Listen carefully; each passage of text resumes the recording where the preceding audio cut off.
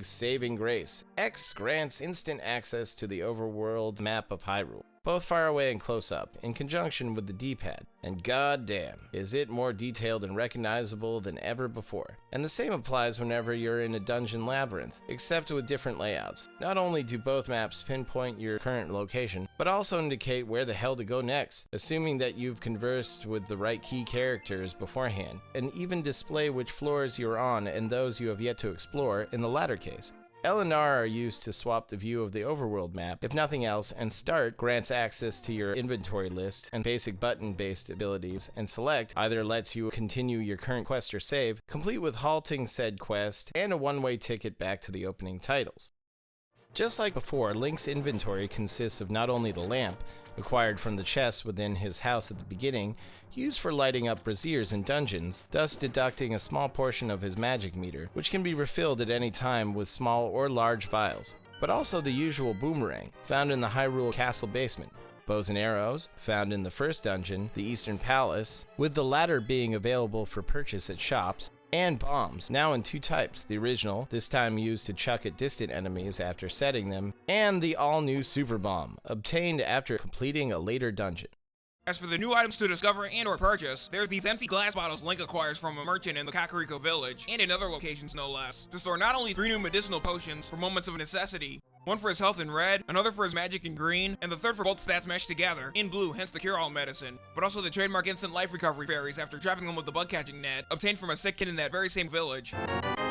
Hell, those very same fairies can resurrect Link from death if it's still trapped within. Gee willikers, talk about handy-dandy! The Pegasus boots, obtained from the Elder Saz Rala in the Haunted Grove following your completion of the Eastern Palace pursuit for the Courage Pendant, allowing Link to perform a driving dash attack, not to mention enhance his overall speed. Sonic, move the hell over! Heart pieces for extending Link's overall lifespan upon finding and combining all 4, just like with the heart containers obviously, this time up to a possible 20 hearts. The Power Glove, not to be confused with that infamous yet expensive piece of shit NES accessory by Mattel Television, Hot Wheels, He-Man, and Barbie fame for lifting heavier objects. Likewise with the later enhanced version, the Titan's Mitt. The Moon Pearl, okay, not going there. Obtained in the Tower of Hera atop Death Mountain for keeping Link's true Hylian form intact while in the Dark World, despite accidentally transforming into a rabbit when exposed to any dark sorcery. And even the Book of Mudora for translating any and all Hylian statements found in the library south of Kakariko Village after knocking it off the top of one of its shelves with your Pegasus boots. Getting back to the Elder Saz Rala, you can telepathically communicate with them, and especially Princess Zelda, through the tiles in each dungeon about any specific hints on how to proceed. In addition to unearthing the Master Sword itself, discovered in the Lost Woods after recovering the 3 pendants as mentioned earlier, his next enhanced main weapon, which emits beams when Link's at full health, likewise with his later sword enhancements, which by the way is mandatory before confronting a Ganon. Other accessories and weapons include the fire and ice rods, used for casting their corresponding elements at the cost of a slightly greater degree of his magic meter, the former of which is also used for the illuminating braziers aside from the lamps, discovered in both the Skull Woods and within a hidden frigid area of a cave near the northern shores of Lake Hylia, respectively. Same with the Magic Cape, which protects Link from any and all hazard collisions while invisible, thus deducting a few ounces of Link's magic meter per second. The Canes of Birna and Somaria, the former of which executes the same task, whereas the latter summons blocks for assorted purposes, most notably designing larger platforms and activating switches from a distance, like the statues in every dungeon, and are both used to beat the bejesus, more like rape the bejesus out of Link's foes. The Magic Powder, brewed by Syrup the Witch outside her shop to the east from a mushroom found in the Lost Woods, great against even the most obscure and annoying adversaries. We're looking at you, Buzz Blobs and Anti-Fairies. The Magic Mirror, obtained from the lost old man atop Death Mountain after leading him out of its cave, effective for warping between both the light and dark worlds. Just be mindful of where you warp, cause Link will pop up inadvertently near a wall or unsuspecting area. Hell, secret warp portals can be found under stones for much safer getaways. Zola's flippers for better swimming capabilities, available for purchase in his aquatic domain to the northeast for 500 rupees. The magic hammer for knocking out enemies and barricades with the toughest defenses, with which even your sword can't do piss all. Discovered in the first Dark World dungeon, the Dark Palace. A shovel for digging, donated by the flute player in the Dark World's Haunted Grove, and his flute, found in the very same location in the Light World after warping, used for easier travels to any and all previously embarked areas. And how can we possibly forget the kick-ass hookshot found within the Swamp Palace for not only traversing over gaps, but also wiping enemies out and procuring faraway dropped items which Link can't even reach for shit. The blue and red mails, both of which work in the same way as the rings in the first game, reducing Link's damage output by their individual fractions. The mirror shield, found within Turtle Rock Dungeon, for deflecting even the toughest projectiles. And the dominating, earth-shattering magic medallions, Etherquake and Bombos, for annihilating and straight-up castrating, no rhyme intended, tougher and more gargantuan swarms of adversaries, and even making your boss confrontations more of a walk in the goddamn park. Well, for the record, the latter three discovered atop Death Mountain with the use of the Book of Mudora, the southern portion of the Dark World, namely within the Lake of Ill Omen, thanks to the catfish after throwing a stone skull in his private pond, and within the Desert of Mystery, again using the Book of Mudora, singularly, use up an enormous shitload of your magic meter, in which case be sure to stock up on your potions beforehand, or just grind your ass off for more vials. While the majority of Link's overall inventory items function just the way Minnie would expect, others can be enhanced by throwing them into wishing wells after sacrificing 100 rupees. Again, be mindful of which item you intend to surrender, most notably the later sword enhancements, your introductory shield, or the bow and arrows. Or in the Master Sword's case, having it recrafted and tempered by the blacksmiths. And as always, Christ in a pool of his own mixed urine and blood, swimming around in nothing but a half-torn sequin jumpsuit while having 3 Riot Clubs shoved halfway up his ass. You'll need each of these accessories as soon as you can possibly find the means to discover and or purchase them.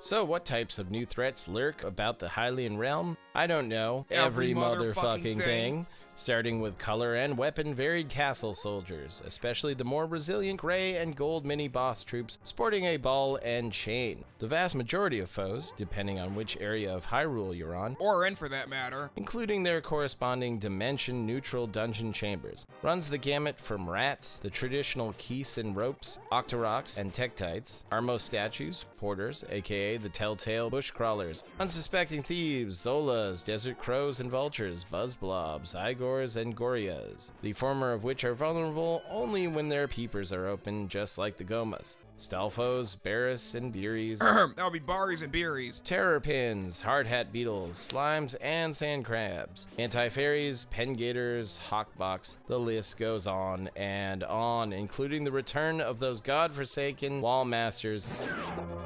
Likewise with the hazards, including boulders atop Death Mountain, the cannonballs in the Eastern Palace, small and king-size, diminutive, silver, and giant gold blade traps, bumpers in the Tower of Hera, and the Dark Palace random flying tiles that can either be avoided or deteriorated and must be cleared out before proceeding. Whack-a-mole barriers, wiped out with only the magic hammer, Beemo statues, whose beams pack serious goddamn wallops, as do the wall-eye lasers in Turtle Rock Dungeon and Ganon's Tower. The lightning lock at Hyrule Castle sparks, both singular and in longer rotating rod formations a la Super Mario Bros., unsuspecting crevices, all of which will make you damn near cry foul if you're not on your toes every step of the fucking way. And don't even get us started with the massively coked up and roided to the max dungeon bosses either. The 6 Armos Knights at the end of the Eastern Palace, the 3 Landmolas at the end of the Desert Palace, and the infamous yet massively evolved Moldorm atop the Tower of Hera, the latter of which, if your strategies aren't on point, despite having a wall down which you leaped beforehand for your advantage, will knock your ass down 1 floor, resulting in arduously traversing the hell back up, at which point the fight starts all over, with his life automatically replenished.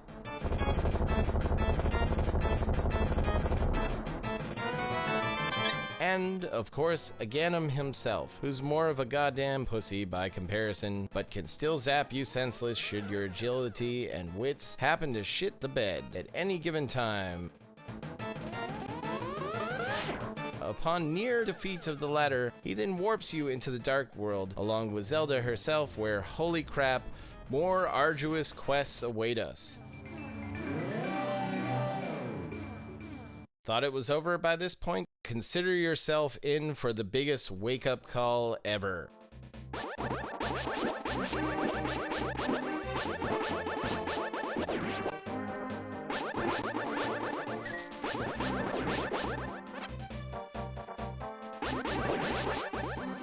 Other bosses within said alternate plane prior to facing that jackass yet again. The Helmasaur King in the Dark Palace, Argus in the Swamp Palace, Mothula in Skull Woods, That would be Mothula. Blind the Thief in the Gargoyle's Domain, Cold Stare in the Ice Palace, Vitreous in Misery Mire, and Trinex in the Turtle Rock Dungeon. You mean Trinex. And by this point, you pretty much get the gist of those confrontations. However, even those scatterbrained dildos don't compare to what's in store for Link at the very end. Ha, you bet your ass. Anyways, in the true fashion of the first NES outing, the fate of your quest continuation depends on which area you're in. Should your ass get wiped out in the Hylian Outworld, you're given the choice to continue either within your house, at the sanctuary to the north, or within the old man's cave atop Death Mountain, that is, if you've made it that far.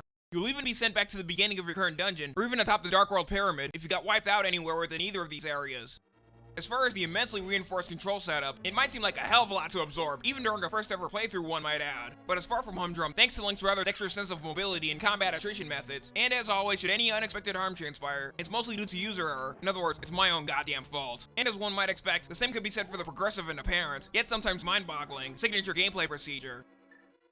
Challenge them to follow? While it's not as overwhelming as its two predecessors, I wouldn't go so far as to let its charming cartoonish nature fool you in the least. Like every kick-ass classic out there, Link's latest 16-bit pilgrimage starts out standard and gets progressively painless. But my dear gentle Christ, it'll shred your intellect like a row of tabs on a Fender Stratocaster.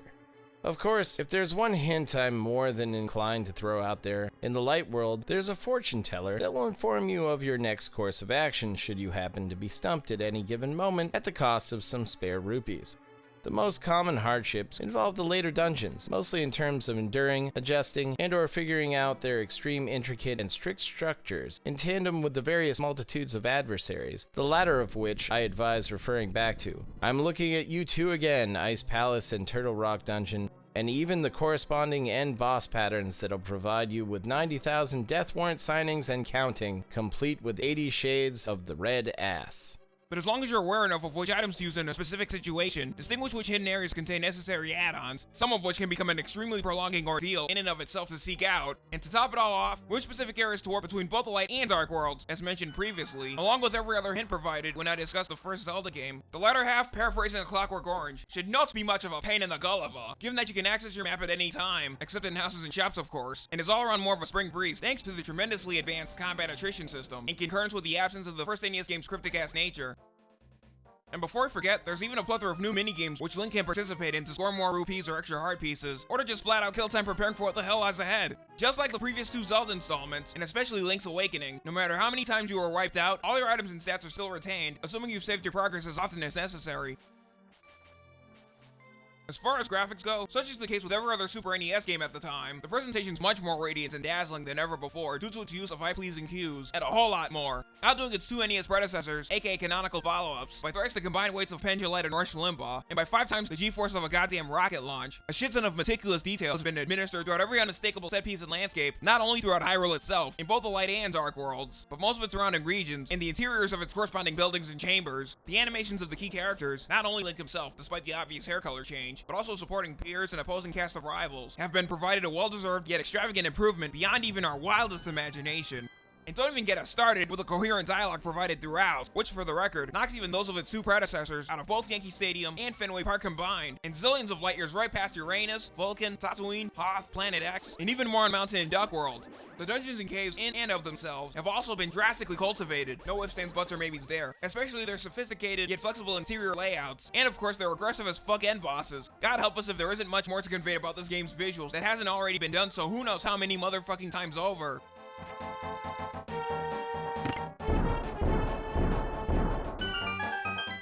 Music and sound to follow. With good old Kondo once again taking the helm, the soundtrack has also been greatly reworked, starting with the signature Hyrule Overworld / Link's theme, alongside with the introduction of new, if sometimes all too familiar, tracks being provided in appropriate, applicable moods depending on which incident you're involved with. And my god, does their sense of variety flesh itself the hell out. From the tranquil symphonies of the Kakariko Village theme, the mesmerizing fortune teller theme, all the way to the calamitous Light World and Dark World dungeons, the Dark World itself, Skull Woods, and end boss / Ganon confrontation anthems, most of which are the tip of the iceberg in my book, despite being